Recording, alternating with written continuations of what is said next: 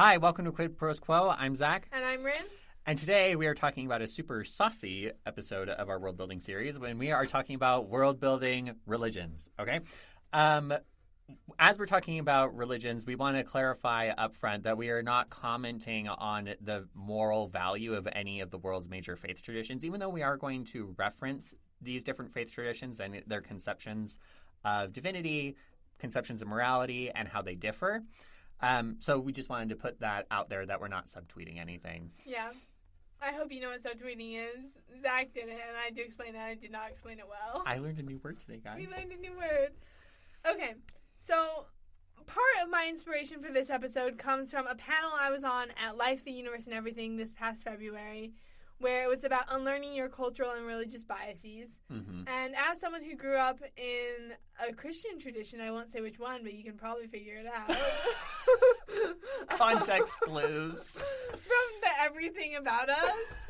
From, like, us dropping hints of where we were going. Yeah, anyways. I am no longer in that faith tradition. And so I was on this panel as a proposed expert. I'm putting air quotes around that because I don't think I'm an expert. I was just sharing my experience. But this one older gentleman in the audience raises his hand during the Q&A portion and says, "Why are all religious portrayals in fantasy and science fiction either of people who are religious cultish fanatics, and why are the other half of them simpletons and fools?" And and the way I answered that question was like, well, I think there's some historical justification for portraying religions as fanaticism, like the Crusades, for example. That's like an easily available example at hand. And you can see how certain religions throughout history, this is again not subtweeting, I can't even think of a particular one right now, but like they have preyed upon the poor and weak and build a power off of that. Like, that's just a categorical cultish behavior. Like, lots of cults do that. Like, cults do that. Not all religions are cults. Yeah. And I explained that, like, there's historical justification for both, but then ultimately people who are faithful and who have respect for cultures of faith portray faithful religions in a positive way. Mm-hmm. So I've come up with 3 Fs.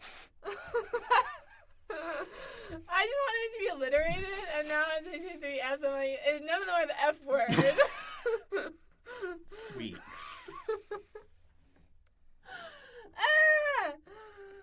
But the 3 Fs are fanatic, faithful, and foolish, where fanatics are religious people who are culty, faithful is a positive portrayal, and foolish are is how simple-minded people are portrayed. Mm-hmm. So those are the 3, like, common portrayals I've seen in literature. Mm-hmm. And I think it's really important to say you can do whatever portrayal you want, just know that you may get canceled or looked down upon if you only do negative or if you only do positive, because there are people who have had really bad experiences with religion, like me, or there's people who have had really good experiences with religion and who will be offended by, like, bad portrayals. Yeah. So you should try and strike a balance, and that's generally a safe way to go about it. Yeah, in my opinion. Yeah, one way that you can go about doing that is if you're going to include an example of a bad religious person in a story, it's a good idea to include an example of a good religious person in the story if you want to avoid the appearance of being anti-religion. If you're trying to be anti-religion, then of course, like, you do you. But if you're trying to walk that balance, then that's something that can help moderate it. So, example, Hunchback of Notre Dame, right? In the Disney cartoon, I'm not going to talk about the Victor Hugo novel because the Victor Hugo novel is weird, guys. If you've read it's also really, really long. It's really, really long. And you know why he wrote it? He wrote it because he wanted to preserve Gothic architecture. I didn't know that. I've heard this. I didn't know if it was true. Yeah. Cool. At least according to Wikipedia, because that's all of the research that I've done on the Hunchback of Notre Dame. Nice. But in the Disney film, right, you have Frollo, right? Mm-hmm. Very evil religious man. But then you also have the one random priest in the cathedral who is a very good person. Now, he doesn't have much depth, but he's a good person, right? Mm-hmm. And you also, I mean, the film is also kind of interesting in the way that it kind of touches on themes of religion, but really doesn't do anything with them. But that's an example of having an example of a bad religious person and a good religious person. So with that kind of, that set dressing of talking about, how you portray religion is likely to be perceived by readers as how you feel about religion generally. Let's talk about world building in religion. So first things first is to choose your divine beings, and Rin writes, and pray to them. In the West, our default mode of thinking about divine beings is that divine beings are gods, right? But other cultures have different varieties of divine beings. And, the classic example is spirits. And yes, spirits are included in that, like in Shinto, where you have lots of different spirits, and everything in the world has a spirit. But you also have ancient Judaism, which has divine beings like seraphim and cherubim.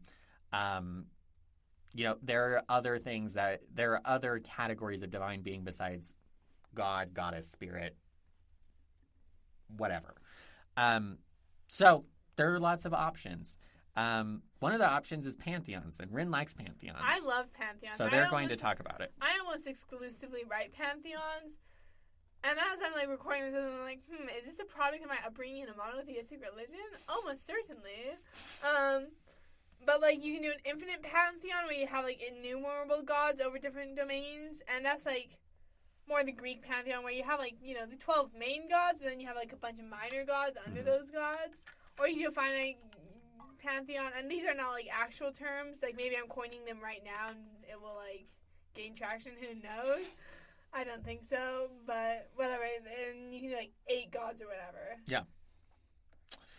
So that's an example of polytheism. Monotheism is fairly rare when you're looking at, the number of cultures and religious traditions. When you look at monotheistic religious traditions, there are not very many of them. But monotheism is an example of something that you could do with a religion that you're putting into your fantasy world. Another option is henotheism, not hedonism, henotheism. And this is the belief in one supreme divine being while being agnostic about the existence of other beings. So in the ancient world, particularly in the Roman Empire, this came up a lot, where the Romans were fine to let people, worship their local gods or whatever. And they were pretty ambivalent as far as oh, maybe they exist, maybe they don't. Doesn't matter. You just need to be willing to offer sacrifices to the emperor, who is who is a god, kind of thing. So that's an example of henotheism. But there are other varieties, right? You can think about conceptions of, thinking about how, your gods exist alongside my gods, and maybe they can get along, and we can get along.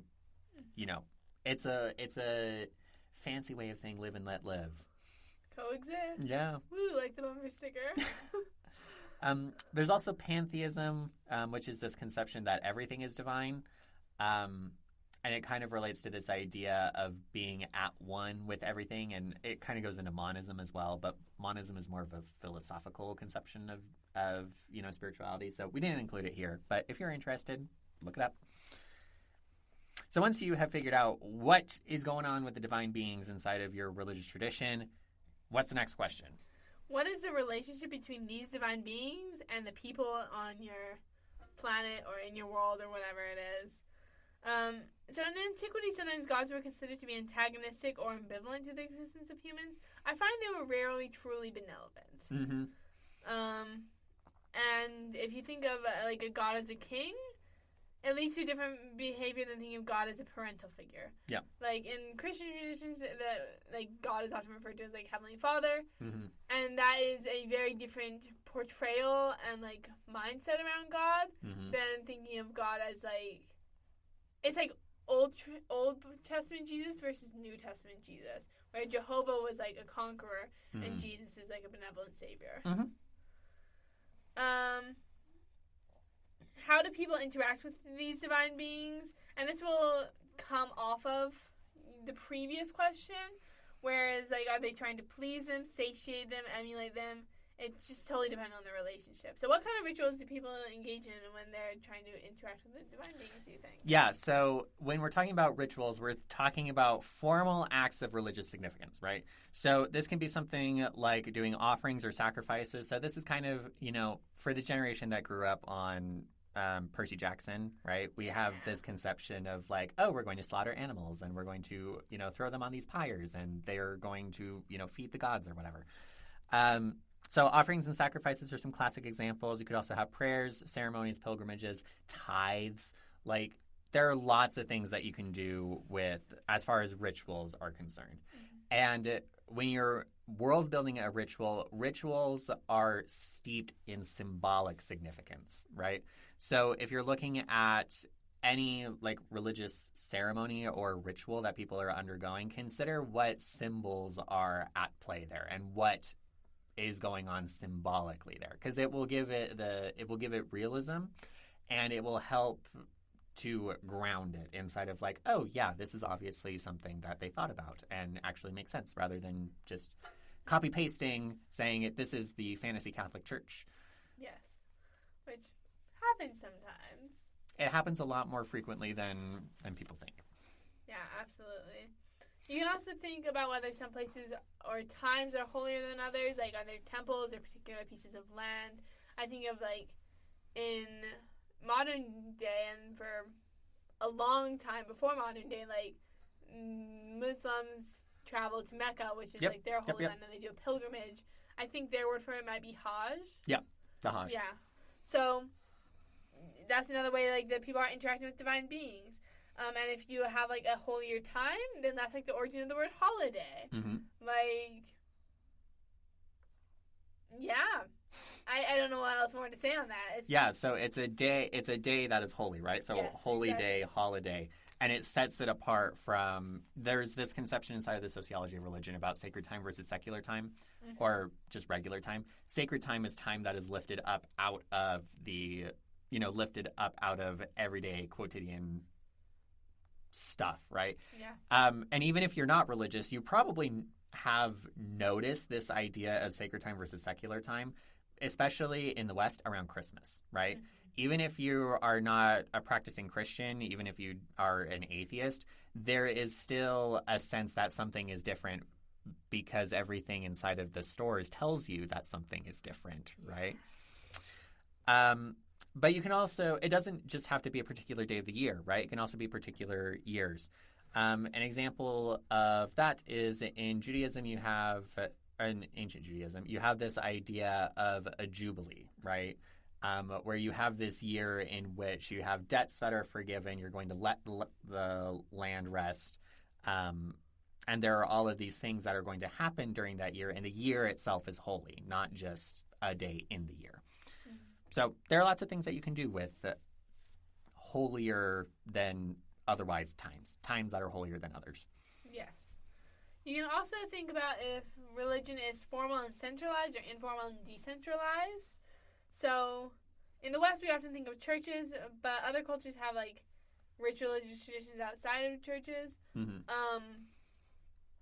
I'm trying to think of like, I don't know if you have concrete examples off the top of your head. Yeah, the idea that I think about is Shinto, right? Oh, yeah. There's a really rich religious tradition around Shinto, but, people who practice Shinto don't go to church. They don't belong to a congregation. Mm-hmm. It's a belief that, people share beliefs around and within the framework of Shinto.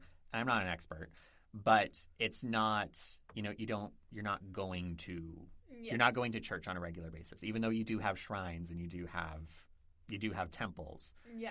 But it's different than the way that, inside of the Christian West.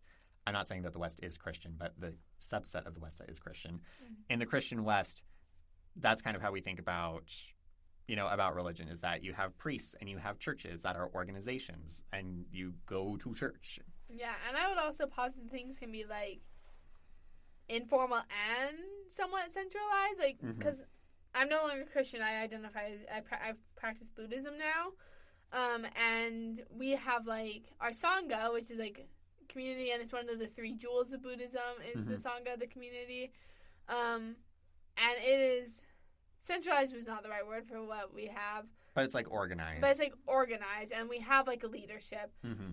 But also it's not nearly as strict as like the Christian traditions I grew up in, where it's like, oh, you're going, and this was partly a familial thing, but like you go to church every Sunday, like unless you're sick, and like now I just go to Sangha like when I feel like it and when I think I need it, and everyone there is happy to see me, whether I've been there every week for the past month or if I've missed every week in the past month. So again, it's a spectrum. Mm-hmm. You do not have to have binaries in your world. Next question is, how is this worship mediated? Are there priests? And then, like, this is Rin personally talking. Like, this is, like, my opinion and my preference for worldbuilding religion. Is I mostly don't include priests because my personal belief is you don't need a mediator between you and your God. But, like, you do you. And also your personal beliefs do not have to resonate in your work. Yeah. Because in Dawnless, I have the main character is a priest. Yep. And so I think one thing I want listeners to take away from this episode is you do not have to like use your book as missionary work. Mm-hmm. And that may be a very Christian word for me to use. Well, it's not proselytizing. It doesn't have to be proselytizing. Yeah. Because the first book I ever wrote was totally a Christian allegory, and I did not mean for it to be a Christian allegory at all. But then, like, one of my Christian friends pointed out, like, it was, like, what we grew up in our tradition, and I was like, okay, and now I cannot go back to that book. I just can't. It's too hard for me. But anyways, a few rapid-fire questions, because we've been going for almost 20 minutes at this point, and we are about to lose our recording studio. What are the values of your God and religion? How widespread is your religion? Are they trying to convert other people to their religion, or is it okay to be a non-believer? That's, like, one major, like, dividing line, not dividing line, but, like, differentiating line in religion these days. Like, my Buddhist practice is in no way trying to convert people to Buddhism. Right. And it's, like, you can be a Buddhist and be a Christian. Like, it's neat. This is not me trying to get you all to convert to Buddhism. I'm afraid it sounds like that, and it's not. I'm just speaking from my own experience. But something to think about with proselytizing is, how is it done? Is it something that is centralized, or is it something that is more, decentralized? If I can give an example, if you're looking at missionary work inside of some traditions, you have people who are just missionaries, and that's just what they do. Whereas if you look at a religious tradition like the Jehovah's Witnesses, just regular old people engage in proselytizing. Like, if you see a Jehovah's Witness on the side of the road, that's just a person who lives there, right? It's not somebody who's specifically like a missionary, and that's what they do. And then thinking about what the process of conversion is like. How does one become a part of that religion? Another thing to think about is, what expectations do believers have of non-believers? Do they have no expectations, or do they have a certain minimum requirement of holiness that they need to abide by, or certain morals that apply to non-believers and certain morals that apply to believers? Yeah. You can also ask the really fun question of, are these gods actually like real, not just socially, but like, do they exist in your world? Do they exist, right? What plane are they on? Yeah.